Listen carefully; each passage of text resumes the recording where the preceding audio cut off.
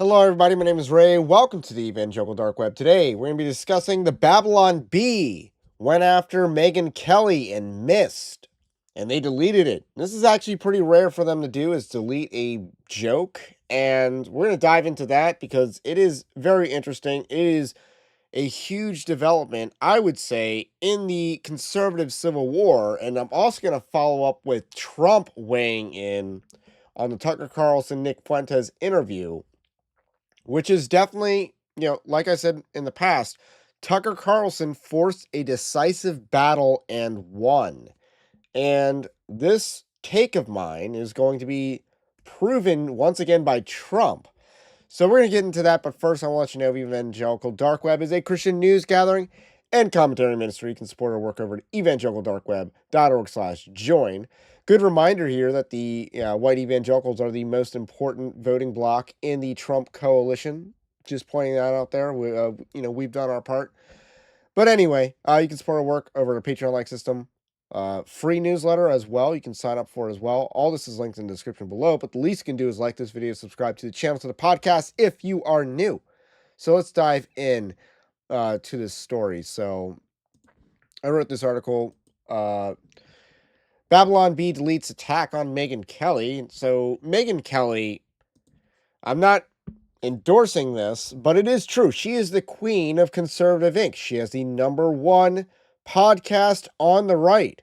And I believe it was like #3 in the United States last time I checked.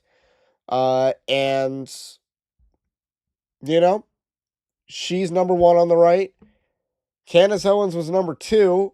Not sure how that's the case, but maybe people, maybe there's a curiosity thing. And then Tucker Carlson's #3, and then Ben Shapiro's #4. So Tucker Carlson, congratulations on being the only the #1 not girl boss on the right. But Megyn Kelly, absolute girl boss, is the queen of the right wing podcast sphere. That's just the reality, not an endorsement of that. But nevertheless, it is something that's very important to establish for this story. So earlier this month, she had on Tucker Carlson, and she also interviewed Ben Shapiro post their feud, and she got both of their sides. She asked them standard interview questions, like she got accused of longhousing Tucker Carlson on, the type of questions and stuff like that. But no, that was a standard interview question, and I think Tucker did well on that. And then she would later call out a lie about what Ben Shapiro specifically said regarding Candace Owens. She would call out Ben Shapiro for lying about that. And it was just a specific claim that Ben Shapiro said what that was called out by Megyn Kelly, not the overarching criticisms being lobbed against Candace Owens. So, with that said, that brings us to Friday night. I believe it was Friday night. In a headline that reads, Megyn Kelly gets rid of old pager just to be safe. The Babylon Bee let the mask slip. So obviously this is a reference to Israeli intelligence actions that killed several people using pagers. I don't know why people are using pagers, because even, in The Wire, the pagers didn't exactly help them out that much. But after Megyn Kelly called it out, she said, W2TF and tagged Seth Dillon.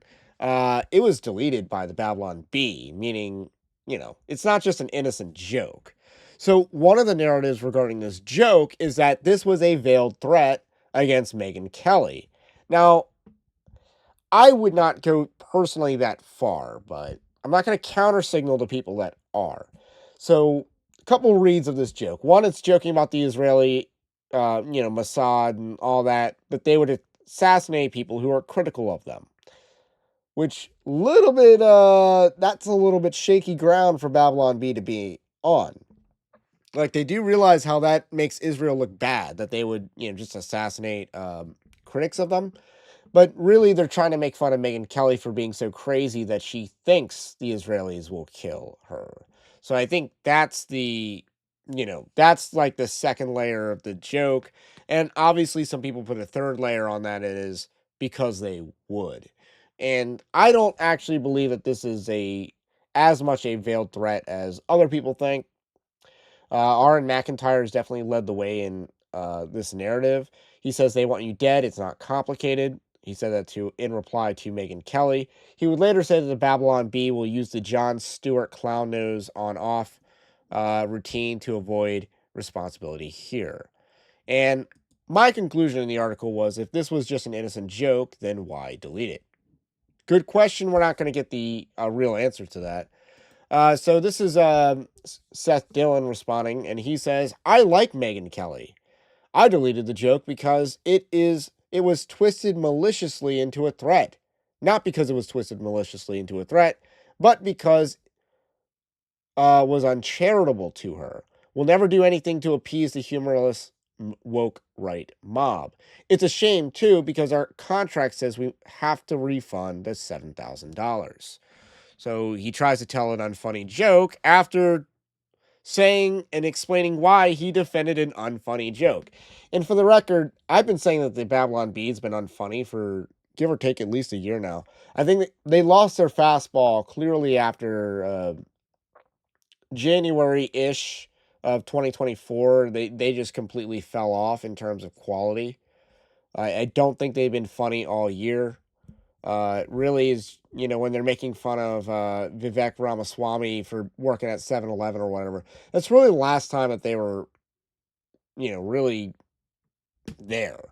But in any case, a lot of their humor now is ham-fisted Zionist propaganda, and that's why it's not funny, because they became the left. They became the Christian movie equivalent of satire website.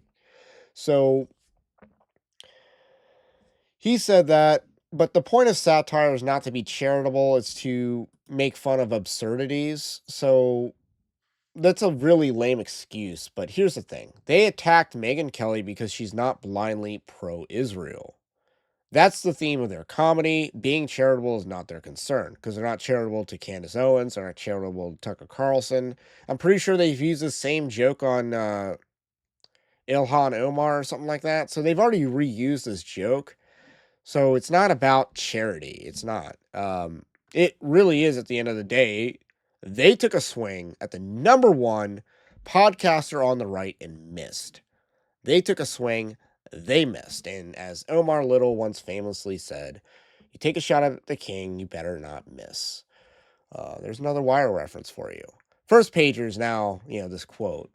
But anyway, let's add more insult to injury and let us watch the butthurt mount for the Babylon Bee crowd with Donald Trump right here, answering a question from on the Tucker Carlson interview. Carlson recently had a friendly interview with anti-Semite Nick Fuentes. Tucker Carlson. What role do you think Tucker Carlson should play in the Republican Party and the conservative movement going forward? Well, I found him to be good. I mean, he said good things about me over the years. I think he's good. We've had some good interviews. I did an interview with him. We had 300 million hits. You know that. Look, I can't tell him. Will you let me finish my statement? You are the worst. You're with Bloomberg, right? You are the worst. I don't know why they even have you. We've had some great interviews with Tucker Carlson, but you can't tell him who to interview. I mean, if he wants to interview Nick Fuentes, I don't know much about him, but if he wants to do it, get the word out. Let him, people have to decide. Ultimately, people have to decide.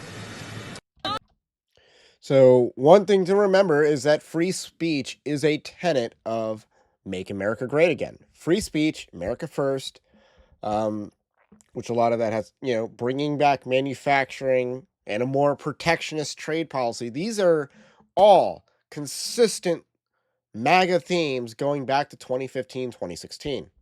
So this is a huge loss for the kosher right, because the president has just come out and refused to denounce Tucker Carlson, just like J.D. Vance. And that's got to make Ben Shapiro cope and seethe. That's got to make the Babylon Bee bros cope and seethe. And Megyn Kelly, who's, really trying to stay out of the fray herself. Again, she has a pretty easy exit ramp after she just got the Babylon Bee to capitulate on their own attack article on her. So it's very interesting development in the propaganda wars. Honestly, I do think it's unfortunate that Megyn Kelly's like the number one podcaster on the right. But anyway, that's a discussion for another day. Stay based, Crisis King, and we will catch you on that next one.